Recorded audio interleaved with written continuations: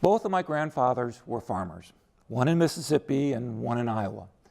Both lost their farms in the Depression, and both died long before I was born. I've only seen the family farm from the window of a car moving at 40 miles per hour. My father and my mother both moved to the city, and I was born a suburban kid. However, in my 20s, I was lucky enough to meet and fall in love with a farmer's daughter.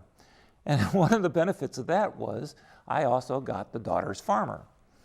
The farmer was my father-in-law, Cork Mattix. His nickname in high school was Cork, probably because of his sense of humor. He was a corker. Cork was born, raised, married, saw his kids and grandchildren grow up, all in Tuscola. He loved airplanes and flying. He hated the EPA, but most of all, he loved his farm. He was a full-time farmer who worked part-time on the farm and the rest of the time at the chemical plant.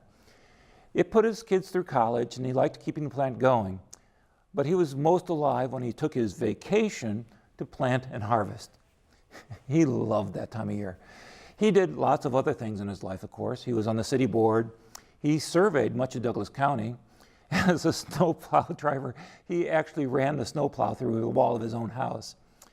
And he watched as I-57 cut diagonally through his field, and he fought the state for better compensation. He won.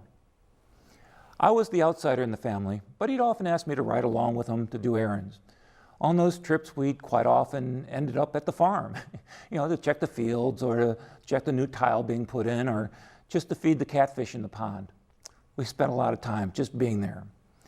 But being on that farm with Cork was a way for him to tell me a story about place. Cork died Monday night from a lot of things going wrong all at once.